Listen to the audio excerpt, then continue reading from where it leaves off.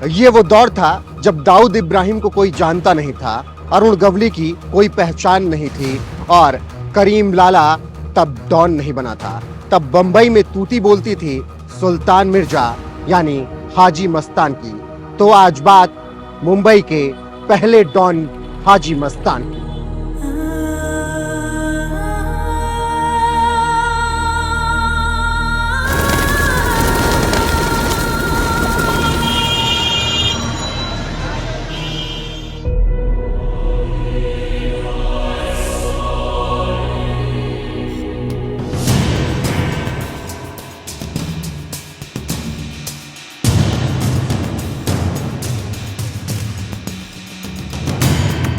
सफेद शर्ट, सफेद रंग की पैंट, सिर पर टोपी, कीमती जूते, कीमती घड़ी।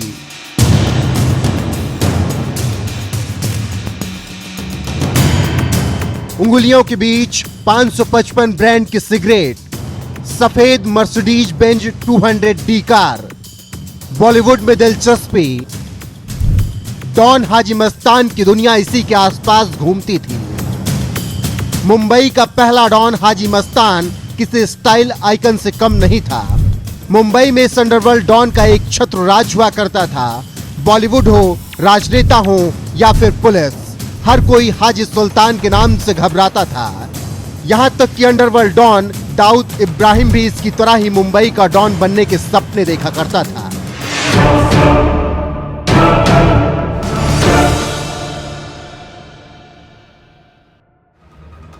लेकिन सवाल यहां पर यह कि एक साधारण परिवार से आने वाला लड़का इतना बड़ा डॉन कैसे बन गया और अपने मन से उसने मुंबई को चलाया। अक्खा मुंबई पर उसने राज किया और उसे देखकर अंडरवर्ल्ड में कई और डॉन पैदा हो गए हैं।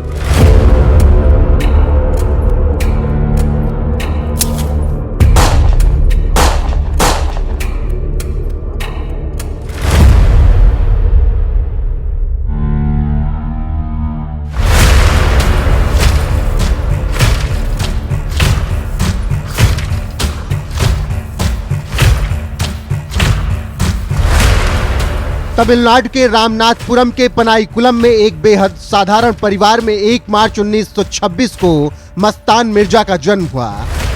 हाजी मस्तान काफी कम उम्र में अपने पिता हैदर मिर्जा के साथ मुंबई आ गया। सिर्फ 8 साल की उम्र में वो मुंबई पहुंचा तो माया नगरी की चकाचौंध देखकर मस्तान मिर्जा भी बड़े सपने देखने लगा। साइकिल ठीक करने के काम में लग गया। बाद में बॉम्बे डॉकयार्ड में काम शुरू किया। लेकिन सपना किसी तरह पेट पालना और सिर पर एक छत तक सीमित नहीं था, क्योंकि उसका सपना था ऊंचाइयों पर पहुंचने का, बड़ा और अमीर आदमी बनने का, जिसके लिए मस्तान ने मेहनत की। लेकिन सपने पूरे नहीं हुए तो फिर स्मगलिंग शुरू कर दी और जराइम की दुनिया में कदम रखा। ये वही दौर था जब तत्कालीन बंबई मजगांव डॉक्स में शेर खां पठान नाम के व्यक्ति की गुंडाई चलती थी। वो कूलियों से हफ्ता वसूला करता था। जो भी हफ्ता देने से मना करता उसके गुर्गे उसकी बुरी तरीके से पिटाई करते थे। इसी डॉक में काम करता था मस्तान मिर्जा।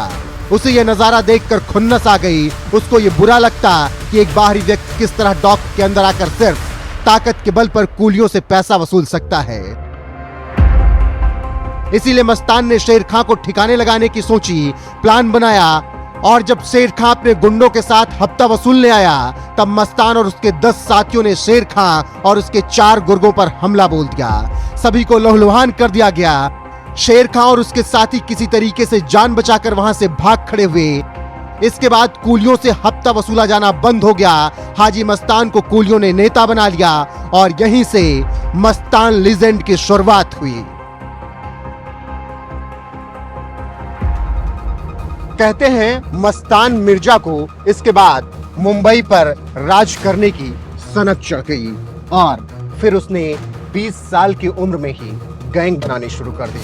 अरब के शेखों के साथ उसने अपनी डील शुरू कर दी और मुंबई का राजा बनने की तरफ कदम बढ़ा दिए। इसी समय मस्तान की मुलाकात हुई अरब के रहने वाले गालिब शेख से। मस्तान ने शेख से सोने के बिस्किट की तस्करी शुरू करा दी। इसके बाद इस राह पर उसने पीछे मुड़कर नहीं देखा। देखते ही देखते हाजी मस्तान मुंबई के सिर पर बैठ गया। इसी बीच उसने कई डॉन और तैयार कर दिए ताकि उसका काम होता रहे। ये बात है 1960 से 1980 के दशक की। करीम लाला, वरदराजन, मुदलियार के साथ हाजी मस्तान ने बंबई की कमान अपने हाथ में ले ली। मस्तान बंबई की स्मगलिंग दुनिया का बादशाह बन गया। खाड़ी देशों से वो गोल्ड, घड़ियां और दूसरे कीमती सामान की तस्करी कराता था। इसी के साथ वो रियल एस्टेट और फिल्म निर्माण में भी पैसे लगा रहा था।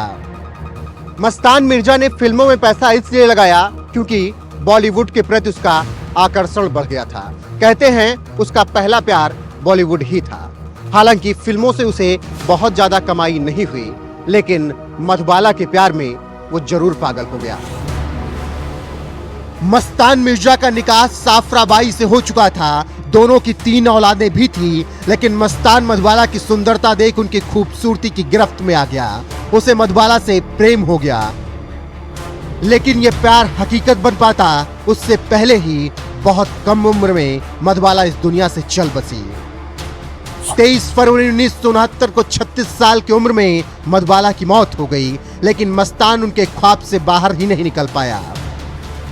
इसी बीच अपने ही प्रोडक्शन की एक फिल्म की शूटिंग के दौरान मस्तान की अभिनेत्री सोना से मुलाकात हुई। उसका चेहरा मधुबाला से इतना मिलता था कि एक बारगी दोनों में फर्क करना मुश्किल था।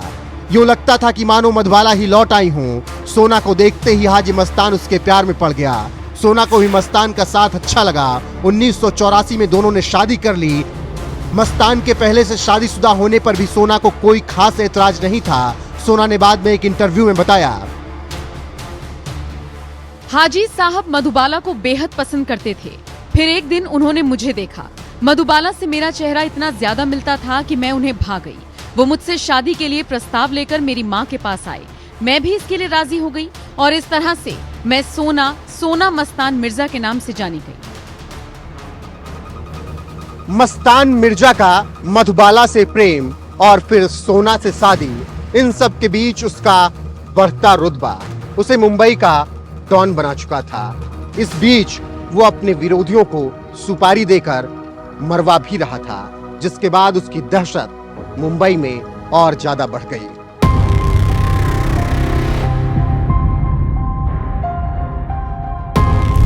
मुंबई के अंडरवर्ल्ड पर मशहूर किताब Dongri to Dubai 6 decades of the Mumbai mafia में एस हुसैन जैदी लिखते हैं, मस्तान को मुंबई में अपनी बादशाहत कायम करने के लिए मसल पावर की जरूरत थी। मुंबई माफिया के इतिहास में पहली सुपारी हाजी मस्तान ने साल 1969 में 10,000 रुपए पर कभी अपने साथ काम कर चुके यूसुफ पटेल के लिए दी थी। ये काम करीम लाला के 2 गुर्गों को सौंपा गया। उन्होंने पटेल पर हमला करने के लिए मीनारा मस्जिद के पास की जगह चुनी और अपने काम को अंजाम दिया। वो दिन था 22 नवंबर 1969। मस्तान मिर्जा की ताकत इतनी बढ़ गई कि उसे रोकने वाला कोई पैदा नहीं था। 70 के दशक में दक्षिण और पश्चिम मुंबई में मस्तान मिर्जा का डंका बज रहा था। उसकी तस्करी चरम पर थी। फिर आया इमरजेंसी का दौर, यानी 1975। मस्तान मिर्जा को जेल हुई और इसके बाद उसकी जिंदगी पूरी तरीके से बदल गई।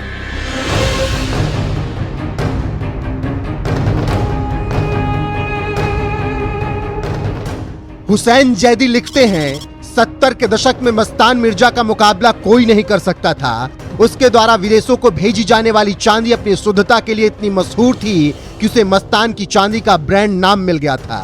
लेकिन फिर इमरजेंसी के दौरान 1975 से 1977 तक मस्तान को अपनी जिंदगी जेल में काटनी पड़ी। इसी दौरान उसकी मुलाकात समाजवादी नेता जयप्रकाश नारायण से हुई। जेल से छूटने के बाद मस्तान मिर्जा हज पर गया और फिर हाजी मस्तान कहलाया। हज से लौटने के बाद काले कारोबार की दुनिया से विदाई लेते हुए उसने अपनी राजनीतिक पारी शुरू की। भारतीय माइनॉरिटीज सुरक्षा महासंघ नाम से अपनी एक पार्टी बनाई। कहा जाता है कि इसे लेकर उसकी मुलाकात इंदिरा गांधी से भी हुई थी। सुंदर शेख कहते हैं, यह सच है कि हाजी मस्तान इंदिरा गांधी से मिले थे। 80 का दशक आते आते हाजी सुल्तान मिर्जा का रसूख उतर गया। कभी मस्तान मिर्जा को देखकर डॉन बनने का सपना पालने वाले दाऊद इब्राहिम का रुतबा बढ़ता गया और अंडरवर्ल्ड पर उसका नाम छा गया। दाऊद ने भारत छोड़कर दुबई, पाकिस्तान में अपना ठिकाना बना लिया। अंडरवर्ल्ड की नई कहानी यहीं से शुरू हुई और हाजी मस्तान की कहानी का अंत यहीं से शुरू हुआ। सुल्तान मिर्जा यानी हाजी मस्तान का रुतबा खत्म हुआ तो वो राजनीति, फिल्मों और रियल एस्टेट के बिजनेस में रम गया। हालांकि गैंगस्टर के साथ उसके रिश्ते बरकरार रहे। 1994 में हाजी मस्तान का निधन हो गया। उस पर बॉलीवुड में कई फिल्में बनी। दीवार और once upon a time in Mumbai सबसे ज्यादा मशहूर रहे। तो यह कहानी रही मुंबई के पहले डॉन हाजी मस्तान की, जिसने अंडरवर्ल्ड में अपना रुतबा कायम किया, मधुबाला से प्यार किया और एक ऐसा डॉन बना जिसे देखकर मुंबई में तमाम और डॉन पैदा हुए और फिर उन्होंने अंडरवर्ल्ड पर राज किया।